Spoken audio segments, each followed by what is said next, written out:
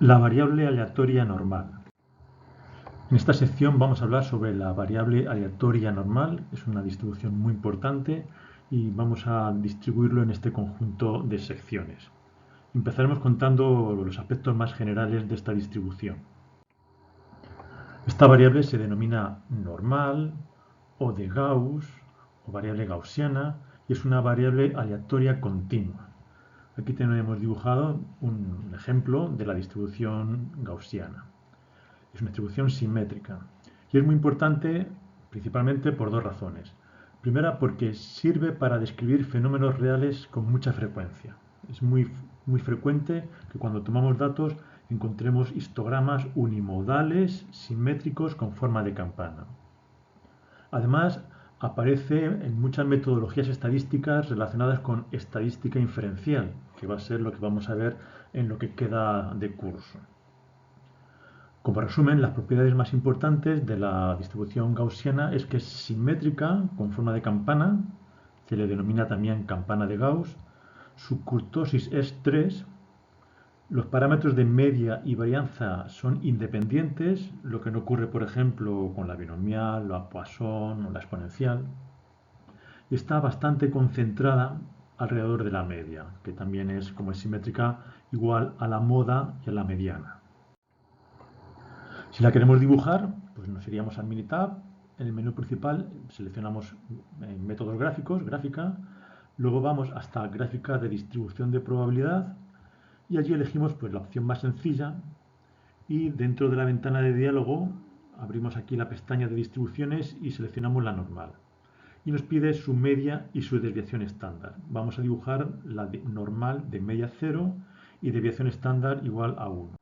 Aquí tenemos dibujada la distribución normal de media 0 y desviación estándar 1. Vemos que es simétrica alrededor del 0. Esta variable aleatoria, la normal, está definida entre menos infinito e infinito, es decir, está definida en toda la recta real.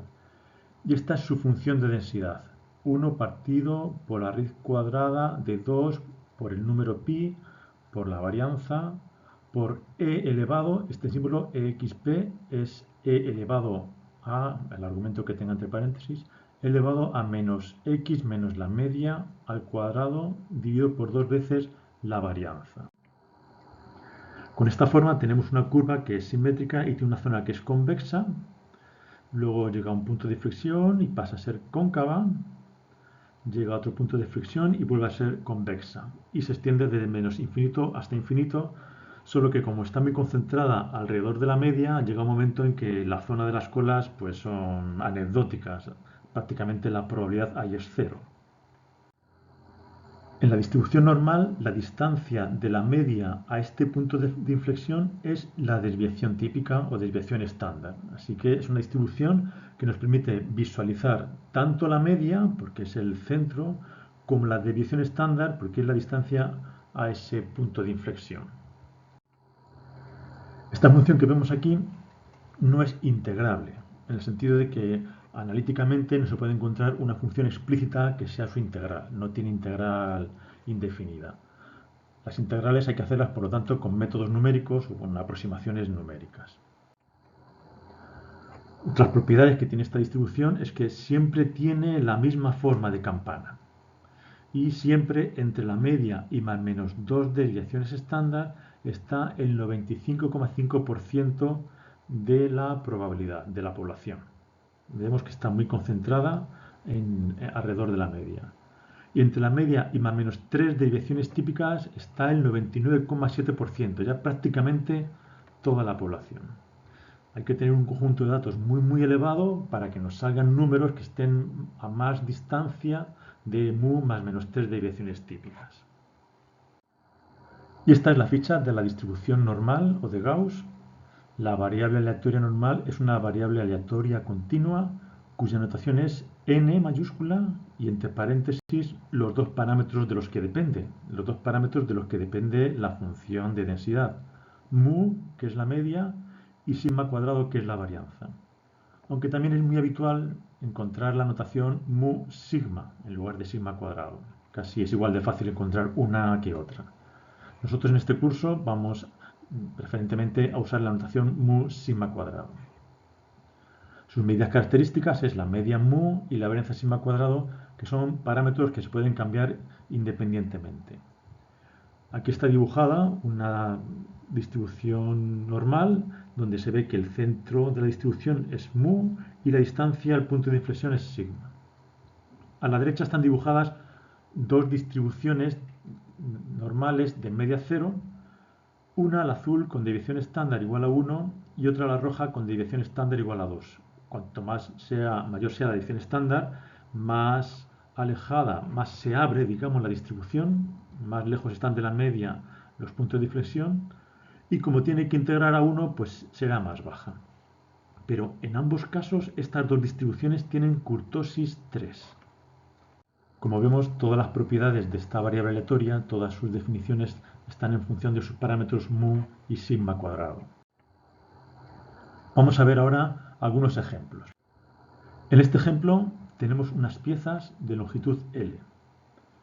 La longitud de una pieza genérica se puede considerar que es una variable aleatoria, porque el proceso que las fabrica pues no las fabrica todas exactamente idénticas. Unas son un poco más grandes, otras un poquito más pequeñas, de manera que se tiene modelizada esa aleatoriedad.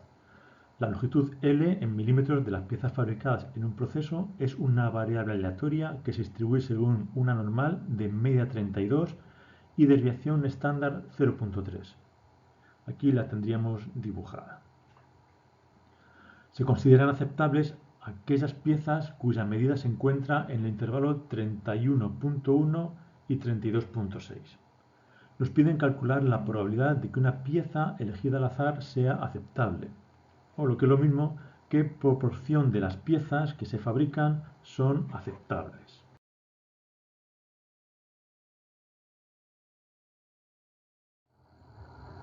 Una pieza aceptable es aquella cuya longitud está entre 31.1 y 32.6 y la proporción de piezas aceptables, o la probabilidad de que una pieza seleccionada al azar sea aceptable, es el área bajo la función de densidad entre estos dos valores, 31.1 y 32.6, más o menos el área que está bajo esta curva azul entre estas dos marcas rojas. La probabilidad de estar en este intervalo, como hemos hecho otras veces, es igual a la probabilidad de que sea menor o igual que 32.6, que es el valor más alto, menos la probabilidad de estar por debajo de 31.1, que es el valor más bajo. Estos dos valores de aquí son los valores de la función de distribución de esta normal en 32.6 y 31.1. Y lo vamos a calcular con el Minitab. Nos vamos al Minitab, a la parte de calculadora, y allí seleccionamos, como hemos hecho anteriormente con la binomial, la Poisson o la exponencial, distribuciones de probabilidad. Allí se despliega un menú con todas las distribuciones que tiene el catálogo del Minitab y entre ellas estará la normal. Se abre la ventana de diálogo de la normal, seleccionamos probabilidad acumulada, lo que es lo mismo la función de distribución, y la normal que queremos. Nos pide la media, 32, y nuestra desviación estándar, que es 0.3. Y queremos hacer el cálculo de la probabilidad acumulada en el punto 32.6 y también el otro era el 31.1. Estarán los dos puntos que queremos calcular y aquí obtenemos estas probabilidades, que el Minitab las ha obtenido utilizando técnicas de integración numérica a partir de la función de densidad. Así que aquí tenemos 0.977 es la probabilidad de estar por debajo de 32.6 y 0.0014 que es la probabilidad de estar por debajo de 31.1 y el resultado es un 97,6%. En este proceso productivo se produce un 97,6% de piezas aceptables.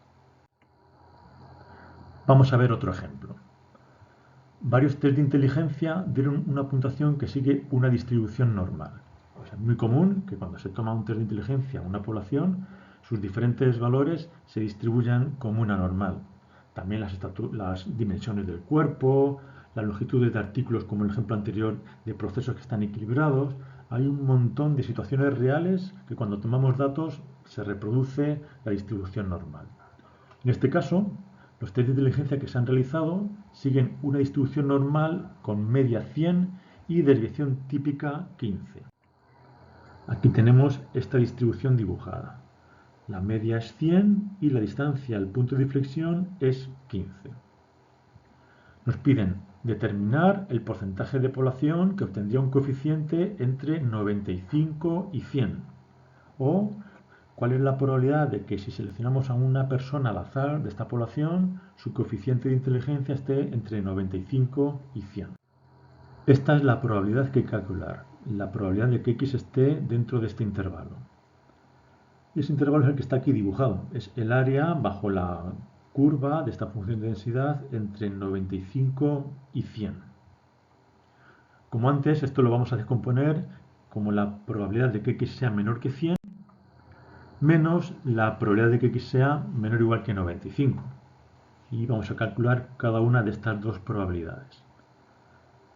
Para la primera de ellas es muy sencillo, no necesitamos ir al Minitab ni a ningún otro método de cálculo, porque 100 es justo la media. Y la probabilidad de que en una distribución simétrica estemos por debajo del valor medio, pues es el 50%. Así que este primer punto de aquí es 0,5. Esta primera probabilidad es el 50%, que es fácil deducirlo por la simetría que tiene. Para el segundo sí que hay que hacer un cálculo y lo vamos a realizar con el Minitab. Al igual que antes, nos vamos al Minitab y después de seleccionar las opciones de media 100, deviación estándar 15, obtenemos que la probabilidad de estar por debajo de 95 es 0.369441 y la probabilidad total es 0.13.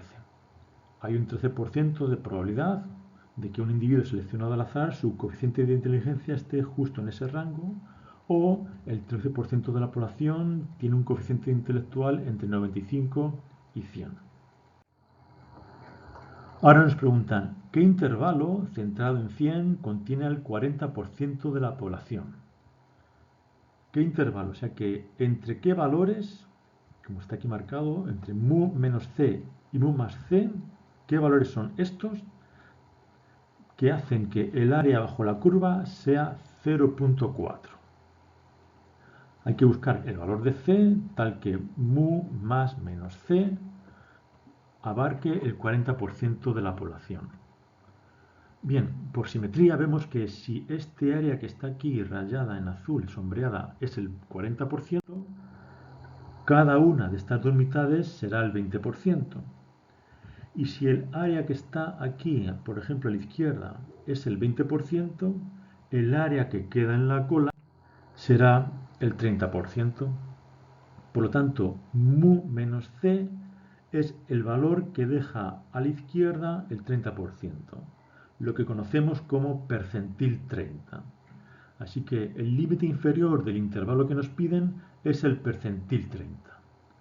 Vamos a calcular con el Minitab el percentil 30 de esta distribución y con él obtendremos el valor de c y así calcularemos el otro extremo del intervalo. Nos vamos a Minitab y ahora seleccionamos probabilidad acumulada inversa.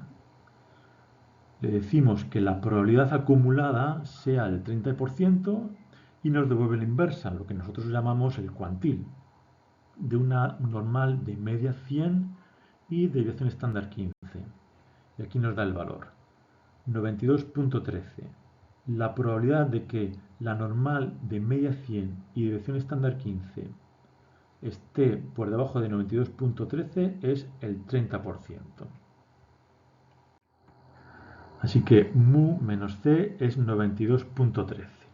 Y por lo tanto, c, despejando, es 7.87.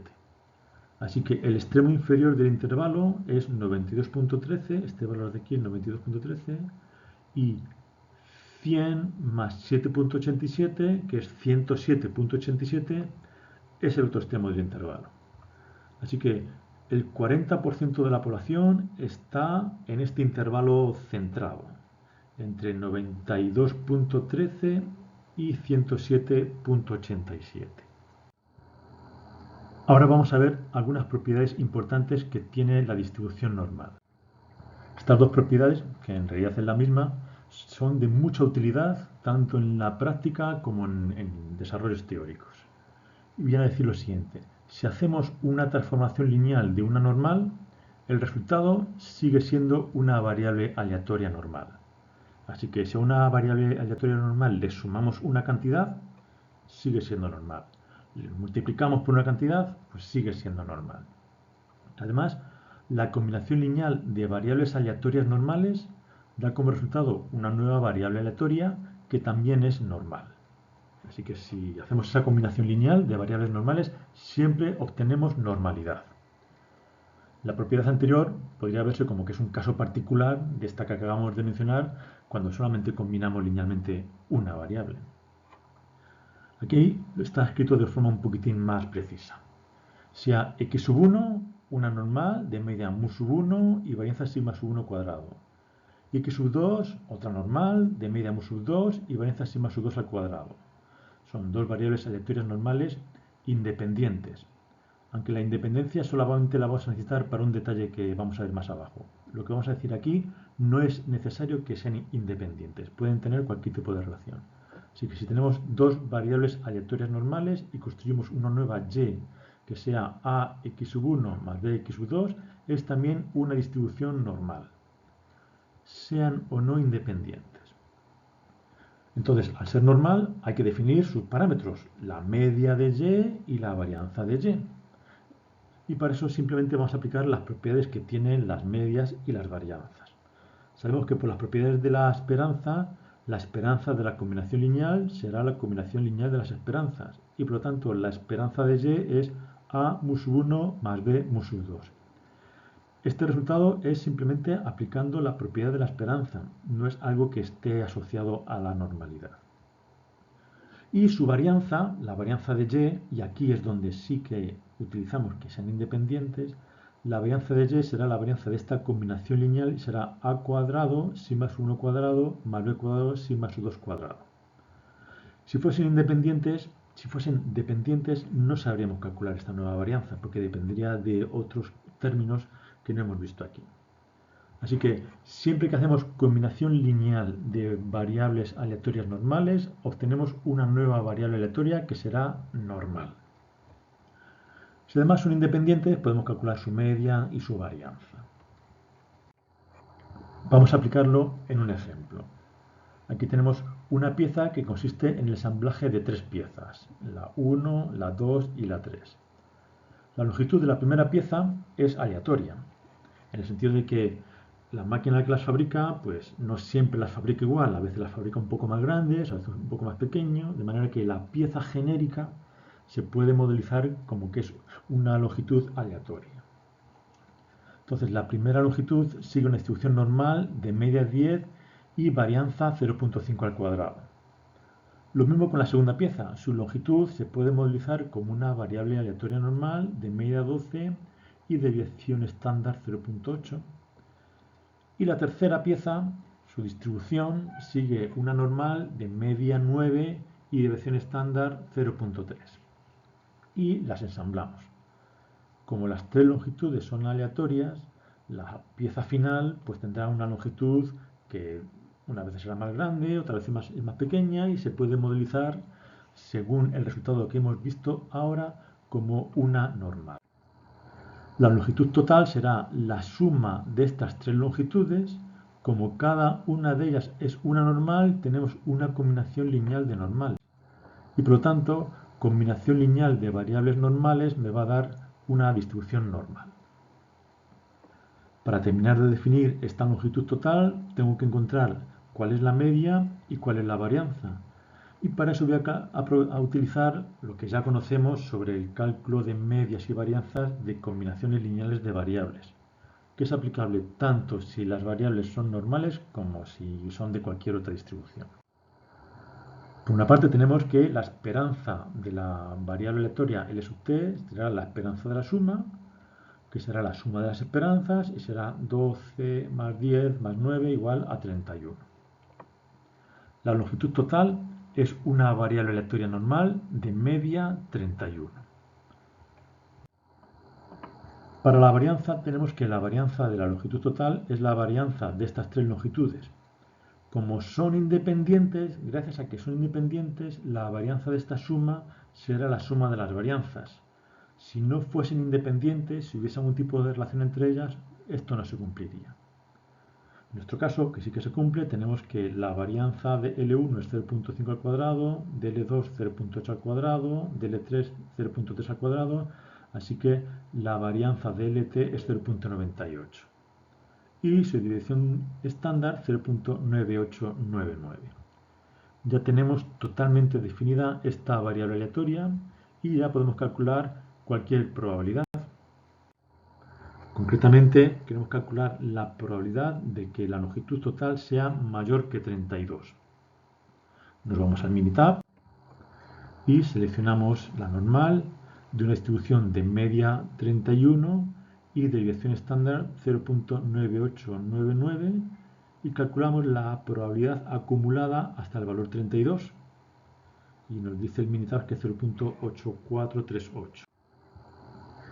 Por lo tanto, la probabilidad de que L sub t sea mayor que 32 será 1 menos que sea menor o igual que 32, y esto es lo que nos proporciona el Minitab, y el resultado final es 0.1562. El 15,6% de las piezas ensambladas mide más de 32 centímetros.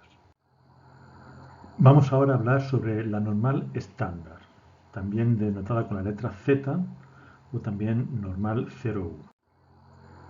A la normal que tiene media 0 y dirección estándar 1 se le denomina normal estándar. Es muy importante en estadística y tiene su propia letra, Z. Así que en esta asignatura, cuando hablemos de la variable aleatoria Z, si no decimos nada en contra, nos estamos refiriendo a la normal de media 0 y desviación típica 1. Esta normal es muy importante por muchas razones. Primero, porque cualquier problema de probabilidad de una variable aleatoria con cualquier media y cualquier varianza se puede resolver buscando su formulación equivalente en términos de esta normal 0,1. A este procedimiento, pasar de un problema en X a un problema en la Z, se le denomina estandarización. ¿Por qué es importante o por qué es interesante la estandarización? Porque me permite resolver probabilidades usando tablas, si es que no disponemos de un método de integración numérica como Minitab. Si tengo Minitab, por ejemplo, o algo similar, pues esta ventaja que se apunta aquí pues ya pierde interés. Pero también tiene interés porque la estandarización se utiliza en muchos métodos estadísticos, de estadística inferencial, que vamos a ver en los próximos temas. Así que va a tener un papel muy predominante la normal 0,1 y por eso es interesante familiarizarnos con el uso de este tipo de normal. ¿En qué se basa esta transformación, esta estandarización? Pues bien, estandarizar o tipificar cualquier variable aleatoria, no solamente aplicada a una normal, esto que vamos a hacer ahora es cierto para cualquier familia de distribuciones. Estandarizar o tipificar una variable aleatoria consiste en restarle su media y dividirla por su desviación estándar sigma. Así que yo cojo x, le resto su media y lo divido por su desviación estándar y lo que estoy haciendo es estandarizar la x. A esto se le denomina z, o también muchas veces en inglés z-score. Y es fácil demostrar, con lo que hemos visto hasta ahora, que independientemente de cómo sea x, si es una normal, o una exponencial, o una binomial, z va a tener media 0 y varianza 1. Aquí está el desarrollo, que es muy simple. La esperanza de z, ¿qué es? La esperanza de x menos mu partido por sigma. Sigma es una constante que sale fuera y me queda aquí la esperanza de x menos mu. La esperanza de x es mu, así que me queda que tiene media 0. Al haber restado mu, da igual por qué divida, z tiene media 0. Sobre su varianza, la varianza de x menos mu partido por sigma, sigma sale fuera al cuadrado y me queda la varianza de x menos mu. El restar mu no va a cambiar la varianza, así que tengo la varianza de x dividido por sigma cuadrado, que es igual a 1. Por lo tanto, si yo tengo una variable aleatoria con cualquier media y cualquier desviación típica, cuando la estandarizo consigo una variable de media 0 y varianza 1. Esta transformación es una transformación lineal, porque sumo, resto constantes y divido, multiplico por constantes. Z, por lo tanto, es una transformación lineal. Y hemos visto que cualquier transformación lineal de una variable aleatoria normal me produce también una variable aleatoria normal. Así que cuando la estandarización la hago sobre una variable aleatoria normal, consigo una normal 0, 1. Y aquí es donde está el interés de esta transformación, que no cambia el modelo de probabilidad, cambian simplemente sus parámetros. Como resumen, yo puedo transformar valores de una normal cualquiera a valores equivalentes de la normal 0,1 mediante la estandarización. Esta estandarización tiene un doble interés.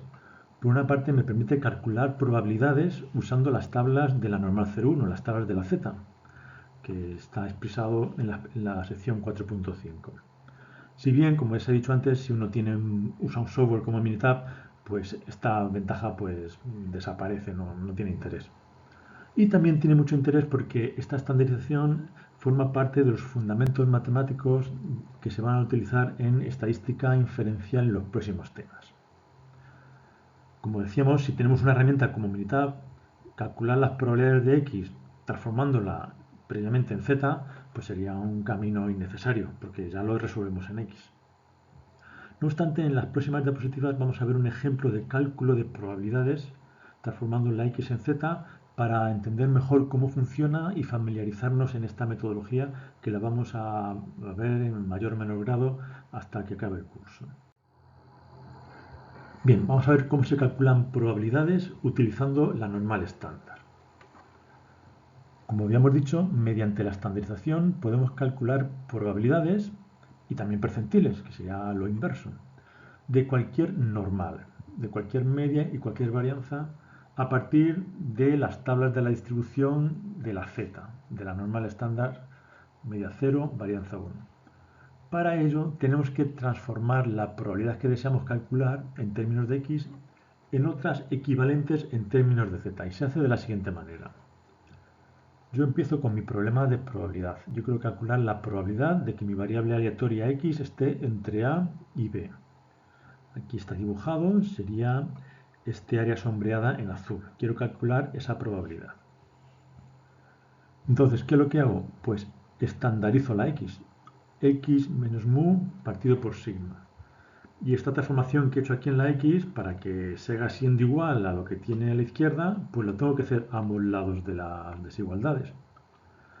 Le resto mu a la a y le resto mu a la b. Y también divido por sigma. Como sigma es positivo, los signos de las desigualdades pues no van a cambiar. Así que la probabilidad de que x está entre a y b es la misma que está expresada aquí a la derecha. Y esto, que está aquí en el centro, es precisamente z. Así que ya tengo un problema que estaba originalmente planteado en términos de x, que estemos entre a y b, a otro problema es equivalente, es la misma probabilidad de z que esté entre este numerito y este otro número.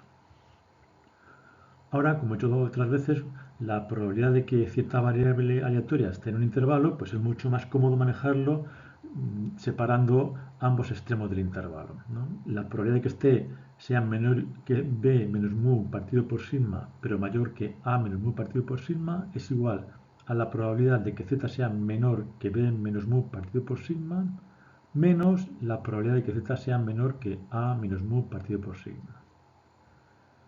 A b menos mu partido por sigma lo voy a llamar z sub b, y a menos mu partido por sigma lo voy a llamar z sub a. Aquí tengo dibujado el problema equivalente al de x, pero en z. Este área que está aquí sombreada en verde es la misma que este área que está aquí sombreada en azul.